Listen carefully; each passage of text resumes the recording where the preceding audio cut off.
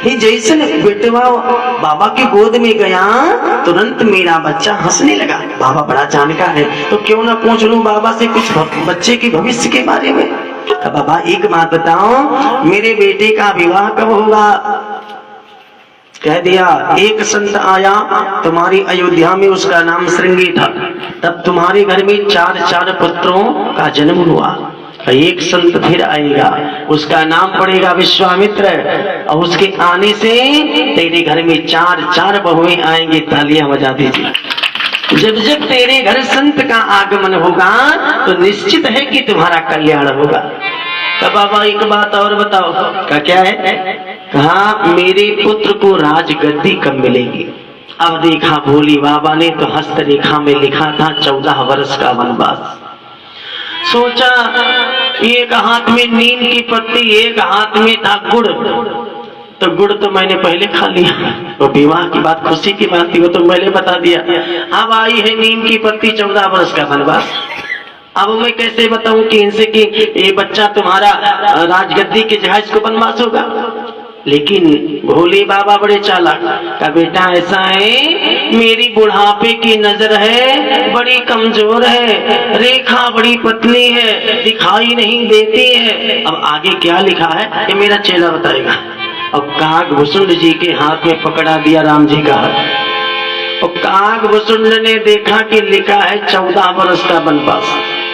तो ऐसे मन ही मन गुरु जी पर गुस्सा आवा कि विवाह के बाद अपना बताए हो कम से कम अभी 101 पाओगे नगद, और हम जैसे ही वनवास कथा सुनेबे तैसे अब तुरंत ही मारा जाए। मार खाए वाला हमारे जिम्मे की हो। लेकिन कहा गया है कौवा बड़ा चालाक होता है। अब कहा गुस्सन जी महाराज बड़ी चालाकी से बताते, मैया अरे आपके पुत्र तो राजा बनेंगे अयोध्या के, कहो तो मैं इसी समय कसम खा दूं। तो अब उसके पहले जानती हो क्या होगा? क्या होगा? मैया तुम धन्य हो, तुम्हारी जैसी माँ तीनों त्रिभुवन में है ही नहीं। तो कौशल्या समझे कि कोई अच्छा बात बताने जा रहा है। क्या बताओ? तो क्या लिखा है? तो कहते हैं माई तुरी लाला कानन जी, माया तुरी लाला कानन जी।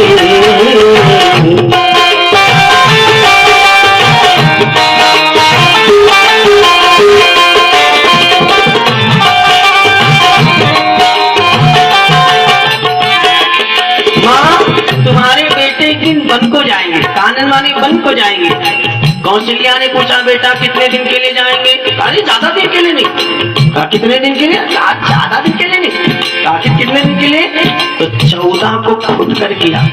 जैसे आपका बच्चा अभी घर से चले घूमने, आप पूछे कब तक वापस आओगे तो वो बता दे 2-4 घंटे में आ जाऊंगा, और 6 घंटे के बाद में वापस आ गए।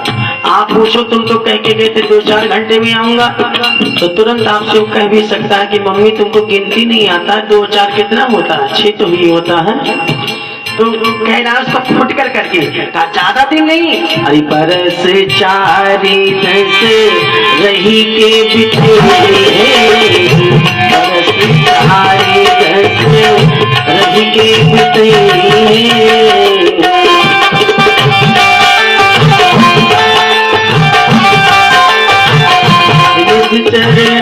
मारी की नहीं है मारी लाया कानन जी, मारी लाया कानन जी।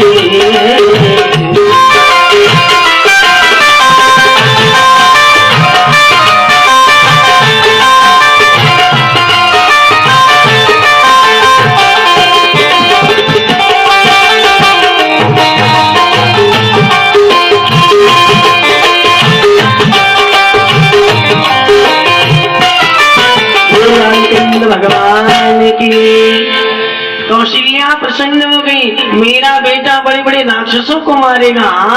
और दौड़ के गई एक सोने के थाल में असरफी लेके आई, और कागभूषुंड जी को दिया।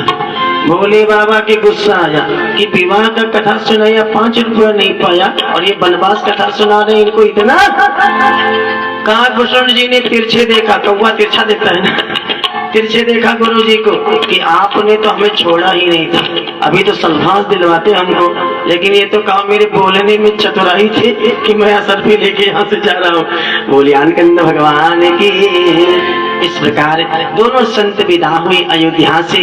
भगवान एक दिन नामकरण होता है। आजकल तो नामकरण के करने वाले की संख्या बढ़ गई है।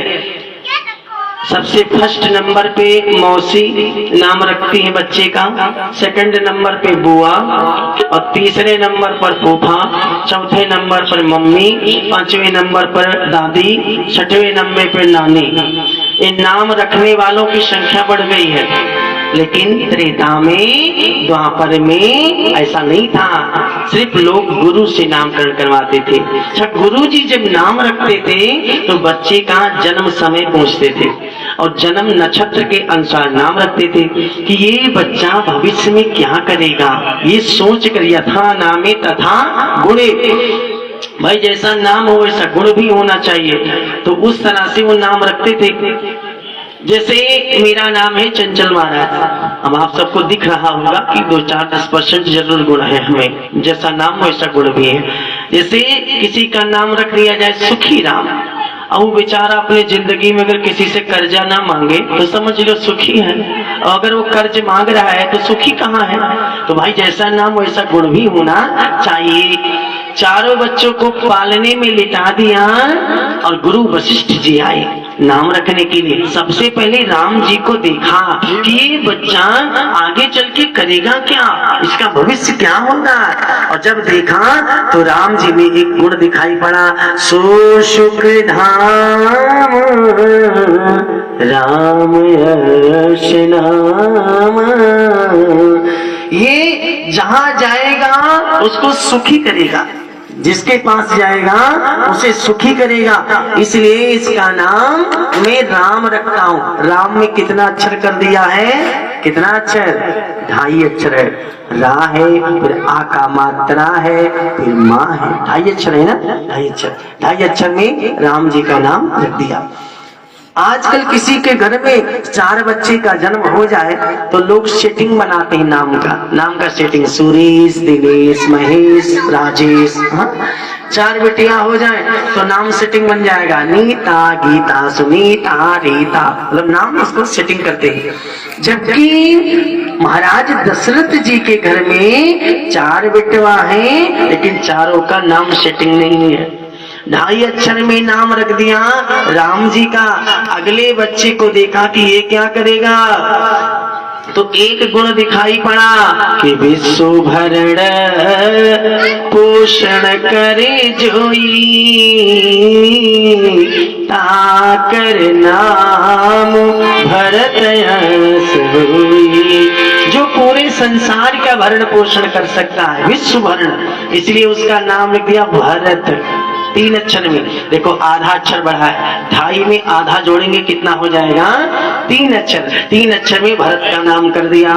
तीसरे बच्चे को देखा तो उसमें एक गुण ये दिखाई पड़ा कि ये दुनिया में ना मम्मी से प्रेम करेगा, ना पापा से प्रेम करेगा, ना पत्नी से प्रेम होगा, ना बच्चे से प्रेम होगा, ना अयोध्या से प्रेम करेगा, ना प्रजा से प्रेम करेगा। अगर इसको किसी से प्रेम होगा तो सिर्फ राम से होगा। तो लक्षण धाम राम प्रिय सकल जगत आधार, गुरु वशिष्ठ तिहि राखा लक्ष्मण नाम उधार। और 3.5 अक्षर में लक्ष्मण नाम रख दिया, आधा अक्षर फिर बढ़ा दिया। और चौथे बच्चे को देखा तो क्या दिखाई पड़ा कि इसका नाम जो स्मरण करेगा उसके शत्रुओं का नाश होगा। कौन से शत्रु, जो शरीर के अंदर होते हैं, शरीर के बाहर वाले शत्रुओं की बात नहीं की गई है, जो शरीर के अंदर शत्रु रहते हैं। इस शरीर के अंदर कौन कौन शत्रु है, काम है, क्रोध है, लोभ है, मोह है, ये दुश्मन है जो हर शरीर में, हर जीवात्मा में बैठा रहता है। तो इनको जाके सुमिर तेरी गुलाल साहब, जाके सुमिर तेरी गुलाल साहब,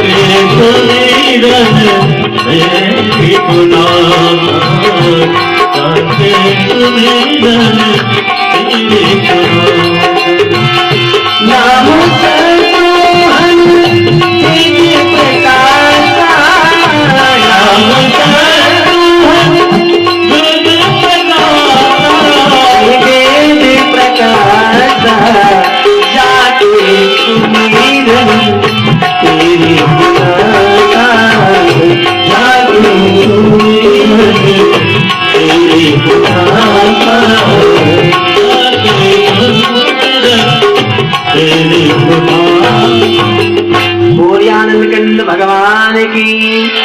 तो ये काम क्रोध मद लोभ ये जो दुश्मन हर शरीर में विराजमान है, इसका सर्वनाश करेगा जो सूदन का नाम स्मरण करेगा। 4 बच्चों का नाम हो गया। समय आने पर मुंडन संस्कार हुआ, समय आने पर यज्ञोपवीत हुआ।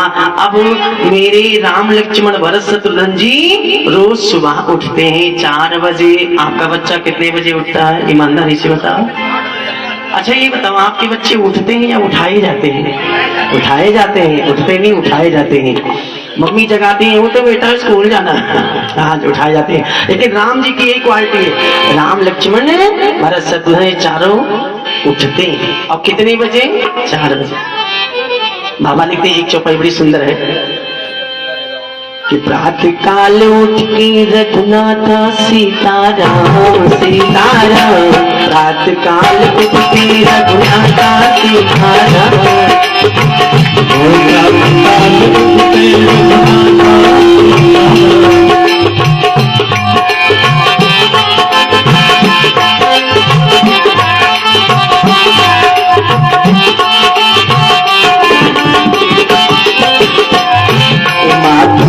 गुरु नाम माता सीताराम सीताराम, माता पिता गुरु नाम माता सीताराम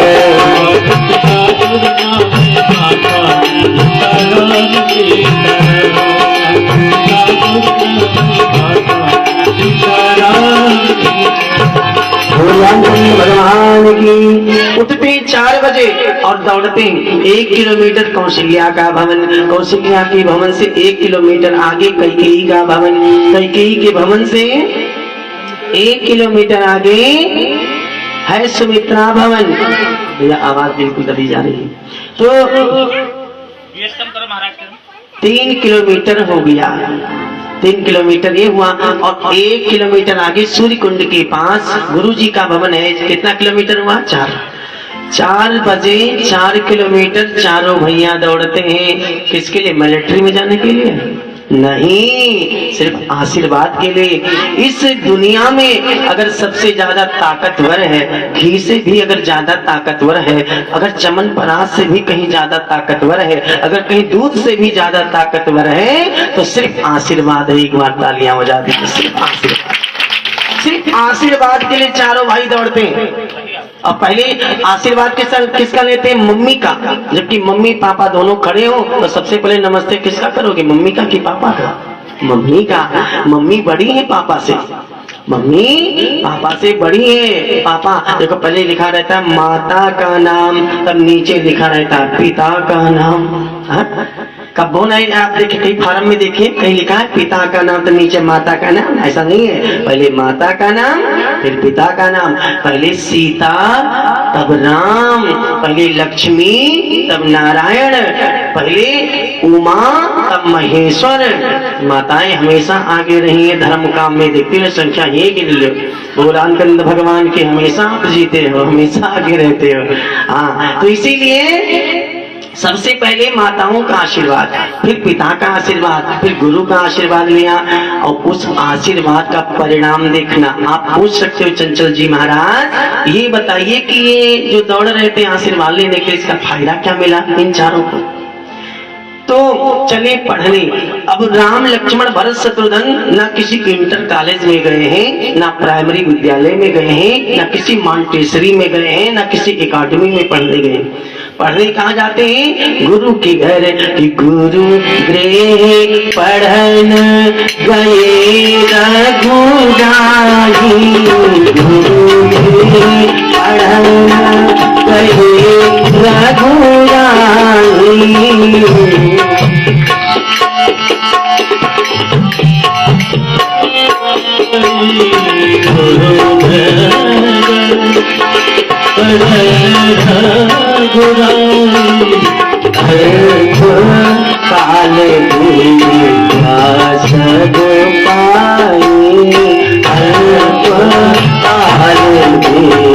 काल गुरु के घर। अच्छा, गुरु जी के घर में पढ़ना आसान है? आप अपने मन से सोचिएगा। गुरु जी के पास गैया पाल रखे हैं, गौशाला है। अब गुरु जी को सुबह सुबह गोबर फेंकना है। अब गुरु जी जाएंगे कि चेला? कौन जाएगा? चेला जाएगा ना। गुरु जी को 2 बाल्टी पानी लेके आना है, गैया को पिलाना है। कौन जाएगा? गुरु जी की चेला? चेला जाएगा। गुरु जी को गेहूं लेके चक्की पे जाना है, आटा बनवाने के लिए। गुरु जी जाएंगे कि चेला? गुरु जी चले कपड़ा धोने, अब गुरु जी धोएंगे कि चेला? अब बताओ, वह चेला का गुरु के घर में पढ़ना आसान है?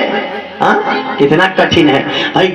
गुरु के घर में सारा कार्य चेला को करना पड़ेगा। उधर पढ़ाई भी करना है, पढ़ाई भी करना। हम लोग जब पढ़ते थे गुरु जी के घर में तो पूरा गैया का देख रेख, सब्जी लाना है, सब्जी धुलना है, सब्जी काटना है। थोड़ा मिर्ची ज्यादा हो गई तो डांट भी खाना है, अगर कहीं वक्त मिला तो मार भी खाना है। ये सब मिलता था गुरु जी के यहाँ। लेकिन एक चीज बताओ, गुरु जी जितने उग्र स्वभाव के थे उतना प्रेम भी बहुत करते थे। जबरदस्ती खाना खिला के फिर 10 मार काटे थे, कूदिए, और कूदने उछलने के बाद तब 1-1 गिलास दूध पिलाते थे। कि सब क्वालिटी थी उनके अंतर्गत। थोड़ी सी मीठा हो तो सबको बांट के देते थे, सभी शिष्यों को बहुत प्रेम करते थे। हाँ, लेकिन एक बात है, एक बार मैं कथा कर रहा था अपने गुरु जी के साथ नेपाल में। तो जहां हमको बोलना था राजा परीक्षित, वहां मैंने बोल दिया सुखदेव स्वामी। सुखदेव जी स्वामी कह रहे हैं राजा परीक्षित से कि हे राजन, आज मुझे बड़ी सुंदर कथा सुना दो। अब जो हमें बोलना था सीधा वो हो गया बेटा। और ये गुरु जी अपने आवास में बैठे मेरी कथा सुन रहे थे। उस समय मैं सीख रहा था। रात्रि ठंडी का महीना था, मुझे याद है। और जब हम नीचे उतर के आए तो गुरु जी गए मंच पर तो बड़ा तारीफ किया। और छोटा सा मेरा शिष्य भी चंचल महाराज बड़ी सुंदर कथा आप सबको सुना रहा था। लेकिन भी बच्चा है, सीख रहा है, थोड़ा उल्टा सीधा बोल जाता है। अच्छा, जैसे मैंने ये शब्द सुना तैसे समझ गया कि आज पिटाई निश्चित है, क्योंकि गुरु जी बिना मारे नहीं छोड़ते थे। वो बिल्कुल कंफर्म था, उनका एक नियम था। और मारते थे, खड़ाऊ से मारते थे, ये उनकी आदत थी। भंडारी से कहा भैया कुछ तैयार है कि सब्जी और चावल का तत्काल तुरंत खिलाओ, क्योंकि उनके आने के बाद ये भी नहीं मिलेगा। हाँ, लेकिन जब रात में हम सोने के बहाने की नींद नहीं आती थी, क्योंकि हमें पता था कि गुरु जी मारेंगे।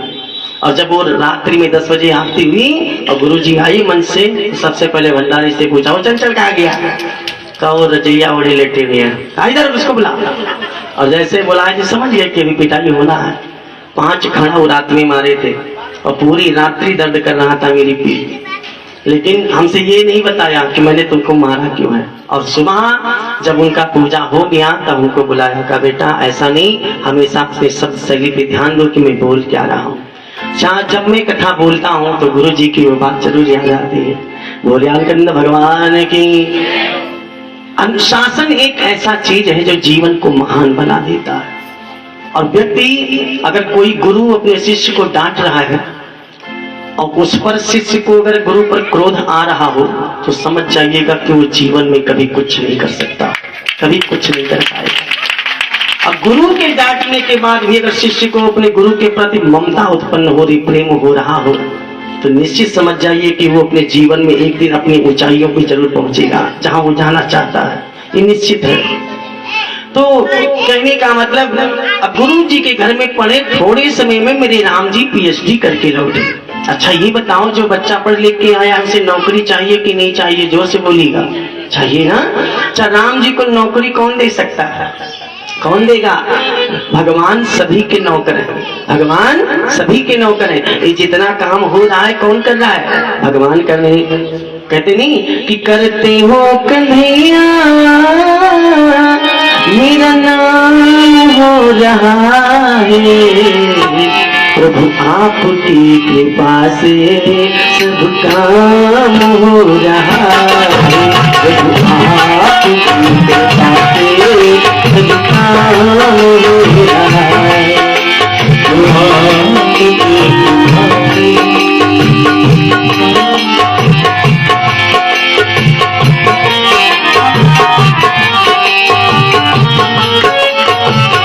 सारा काम भगवान को जाए, भगवान पूरी दुनिया के नौकर हैं। अच्छा, इनको नौकरी कौन देगा? कोई संत देगा।